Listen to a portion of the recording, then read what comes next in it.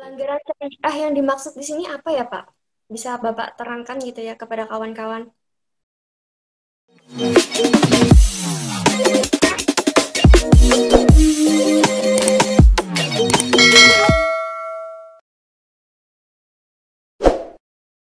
Ya, pelanggaran syariah itu sebenarnya adalah apa namanya kalau kita jelaskan lebih jauh, dia termasuk dalam konsep prinsip-prinsip syariah yang dijaga itu antara lain kalau misalnya terlibat dari kegiatan yang ribawi begitu ya. Kalau Iya ya. lembaga syariah itu terkontaminasi melakukan kegiatan-kegiatan ribawi, penggunaan uang dan sebagainya, itu yang dimaksud dengan apa namanya pelanggaran syariah. Hmm. Atau kemudian kalau tidak terlibat di kegiatan ribawi juga hanya terlibat dalam kegiatan apa namanya maisir atau perjudian, Iya. penipuan, kemudian zalim itu perbuatan perbuatan zalim, kemudian yang dan lain-lain yang termasuk di dalam apa namanya pelanggaran terhadap prinsip-prinsip syariah yang harusnya dijaga oleh Dewan Syariah Nasional melalui Dewan Pengawas Syariahnya. Iya. Benar sekali, karena ya Pak, misalkan kalau kita melakukan suatu usaha harus sesuai dengan prinsip Islam ya, berdasarkan Al-Quran dan Hadis, dan sesuatu yang dilarang dalam Islam itu hendaknya tidak dilakukan. Karena bisnis yang sehat itu akan menimbulkan ya bisnis kita dalam jangka yang panjang ya. Pasti bisnis kita itu akan berjalan dalam jangka yang panjang kalau kita menggunakan prinsip-prinsip syariah ya, dalam halnya bisnis yang sehat. Ya. Kemudian yang saya tanyakan nih Pak, tugas dari, tadi kan tugas DSN MUI nih. Nah, kemudian tugas dari DSN MUI perwakilan itu apa sih Pak? Ya. Dan fungsinya mungkin Pak. Dewan Syariah Nasional MUI perwakilan itu adalah perpanjangan tangan dari Dewan Syariah Nasional MUI Pusat. Nah, cuman dia tidak memiliki apa namanya tidak memiliki kebolehan atau kewenangan untuk menerbitkan kebijakan. Kita hanya berlaku atau berfungsi sebagai penyelenggara teknis kesekretariatan yang mana nanti bertugas untuk menerima calon-calon Dewan Pengawas Syariah yang ada di koperasi atau BMT ataupun Bank Perkreditan Rakyat Syariah. Dan kita meneliti persyaratan-persyaratan kelengkapan administrasi untuk diusulkan kemudian ke DSN MUI Pusat begitu. Jadi kita berfungsi sebagai perpanjangan tangan dari DSN MUI Pusat di Jakarta. Oke. Kemudian untuk terkait tugas dan fungsi DPS sendiri nih Pak, Dewan Pengawas Syariah itu apa sih? Bisa Bapak Dewan jelaskan? Ya, oke. Dewan Pengawas Syariah itu ya kemudian disingkat dengan DPS, itu dia akan menempel pada lembaga keuangan, tetapi merupakan keputusan dari Dewan Syariah Nasional atau dia adalah apa namanya bertanggung jawab kepada DSN MUI dan dia bertugas untuk menjaga atau mengawasi pelaksanaan prinsip-prinsip syariah yang dilaksanakan di lembaga keuangan syariah atau di lembaga bisnis syariah atau di lembaga perekonomian syariah lainnya. Jadi DPS itu dia berfungsi sebagai pengawas, mengawasi pelaksanaan implementasi prinsip-prinsip syariah yang dilaksanakan di lapangan. Oke, berarti tugasnya juga masing-masing ya Pak, antara DPS, kemudian DSN MUI, dan juga DSN MUI perwakilan. Betul Eh, sekali. ya, terkait dengan DSN MUI di wilayah Kalimantan sendiri pada khususnya dan DSN MUI pusat ya pada umumnya, itu saat ini sosialisasi atau edukasi seperti apa sih yang diberikan kepada masyarakat atau kepada mahasiswa atau kepada pihak LPS, LBS maupun LKS. Kemudian seperti apa sih Pak gitu ya? Mungkin jelaskan Pak. Edukasi begitu ya maksudnya ya atau sosialisasi ya. Ya, salah satu dari fungsi Dewan Syariah Nasional MUI ya, baik di pusat maupun di daerah itu adalah melaksanakan sosialisasi terhadap fatwa-fatwa yang dilahirkan atau diterbitkan oleh DSN MUI. Nah, selanjutnya fokus kita itu nanti akan memberikan edukasi atau sosialisasi kepada DPS yang ada di lembaga keuangan syariah melalui pelatihan, melalui seminar, dan sebagainya yang kita akan selenggarakan secara berkala dan akan meminta utusan-utusan DPS-DPS yang ada di lembaga keuangan syariah itu sendiri. Jadi nanti ada pelatihan-pelatihan dan sebagainya. Dan juga bisa saja mereka itu diundang ke Jakarta ya, DPS-DPS di seluruh lembaga keuangan syariah, bank baik ataupun non-bank, itu untuk mengikuti sertifikasi ya. Sehingga kemudian yang diwadahi oleh LSP Dewan Syariah Nasional MUI, lembaga sertifikasi profesi. Nah, jadi nanti mereka mensertifikasi DPS-DPS sekaligus juga membina mereka dengan berbagai macam acara-acara pelatihan-pelatihan dan seminar. Demikian. Oh, ternyata seperti itu ya, Pak. Nah, tadi di awal saya lupa tanyakan masalah tentang prinsip-prinsip syariah yang dijalankan oleh DSN MUI itu seperti apa ya, Pak? Bisa Bapak jelaskan gitu?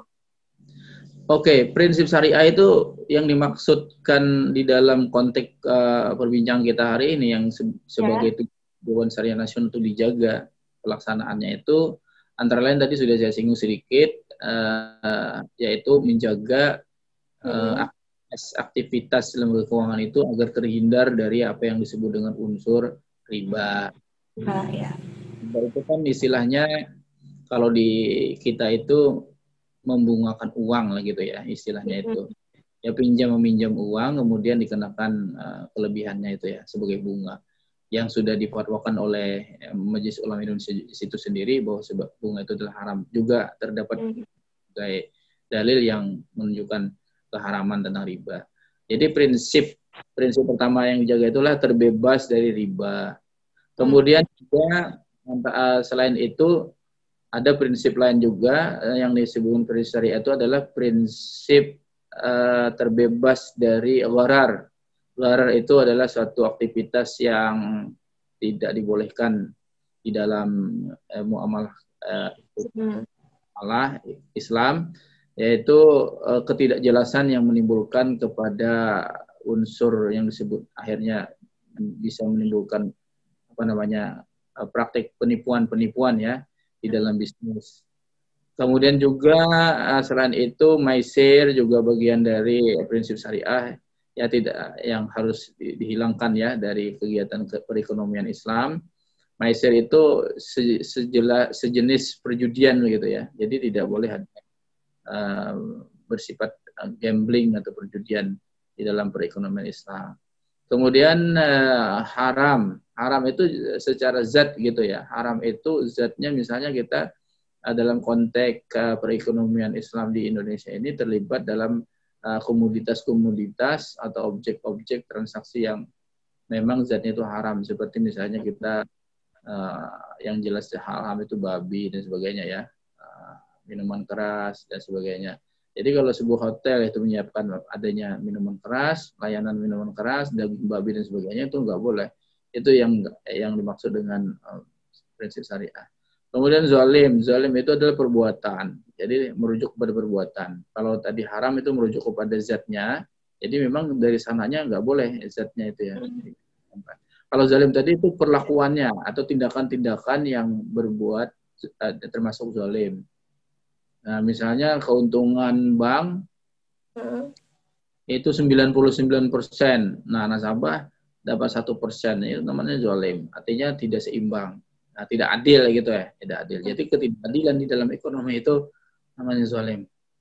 Nah, jadi prinsip-prinsip itu jangan ada di lembaga keuangan syariah atau jangan ada dalam praktik lembaga keuangan syariah, baik bank atau non-bank. Baik di lembaga bisnis syariah ataupun lembaga perekonomian syariah lainnya, baik seperti misalnya tadi hotel syariah dan sebagainya, pariwisata syariah dan sebagainya, yang mengumbar aura dan sebagainya, yang mengandung unsur-unsur maksiat. Nah, itu yang disebut dengan prinsip-prinsip syariah yang harus dijaga oleh Dewan Syariah Nasional MUI Indonesia, MUI ya, di pusat dan MUI di daerah DSN-nya. Ya.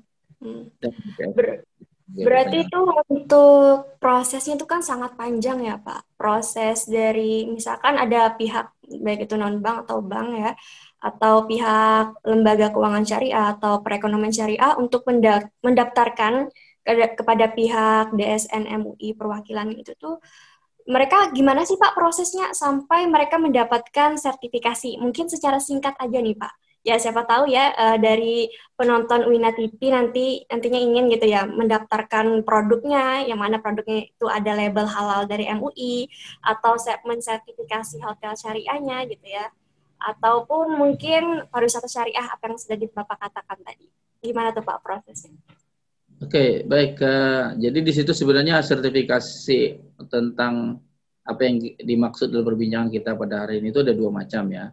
Ada Ya. sertifikasi profesi ya, ada juga sertifikasi apa namanya halal. Tapi kalau yang halal itu bagian LP POM nanti yang melaksanakan.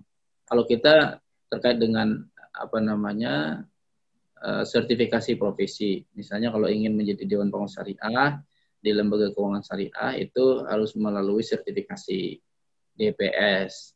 Nanti prosedurnya tentu saja yang bersangkutan itu diusulkan oleh lembaga keuangan syariah berkenaan, lalu kemudian nanti dilakukan temu wawancara atau semacam tes ya di DSN MUI, lalu kemudian nanti dikasih seperangkat tes. Tapi sebelumnya tentu saja mereka harus mengikuti pelatihan terlebih dahulu. Sekarang ini yang namanya pelatihan yang diselenggarakan di IDSN Institute. Jadi di IDSN MUI itu ada istilahnya IDSN Institute, Dewan Syariah Institute yang menyelenggarakan pelatihan-pelatihan. Kalau nggak salah itu membayar kontribusi sekitar 3.750.000 kalau nggak salah itu ya. Lalu, kemudian nanti setelah pelatihan selesai baru mengikuti tes yang diselenggarakan oleh DSN MUI.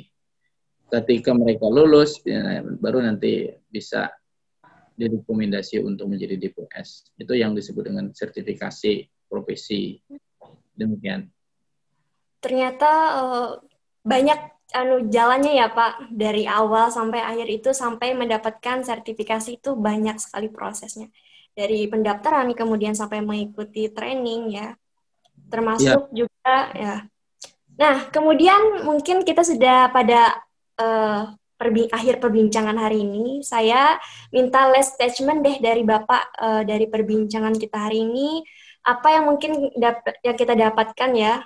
Karena di sini Pak penontonnya ya bukan hanya dari kalangan mahasiswa, tetapi juga masyarakat dan juga pihak-pihak lain gitu. Mungkin last statement dari Bapak. Silahkan Bapak. Oke. Dari saya adalah praktisi ya, juga sekaligus akademisi di bidang ekonomi syariah. Saya pernah jadi DPS juga di Bank BPS Kalsel, mengimbau kepada masyarakat Muslim di Indonesia pada umumnya dan Kalimantan Selatan pada khususnya agar selalu sebagai seorang Muslim agar selalu memperhatikan apa namanya prinsip-prinsip yang diajarkan oleh agama Islam, agama kita untuk melaksanakan atau menyelenggarakan bisnis itu secara syariah. Karena nanti berujung kepada apa namanya rezeki yang halal ya, rezeki yang halal dan kemudian kita mudah-mudahan dengan melaksanakan apa namanya atau mengkonsumsi segala macam usaha-usaha atau melaksanakan usaha-usaha halal tadi itu kita mendapatkan berkah dari Allah Subhanahu wa taala.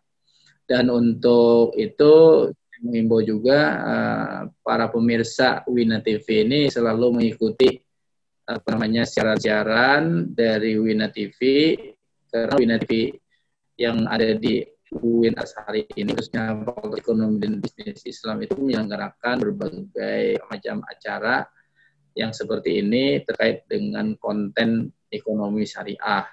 Jadi untuk belajar ekonomi syariah saya merekomendasi untuk nonton Wina TV. Ya, demikian himbauan saya. Semoga perbincangan pada ini bermanfaat untuk semua. Terima kasih. Amin. Amin ya rabbal alamin.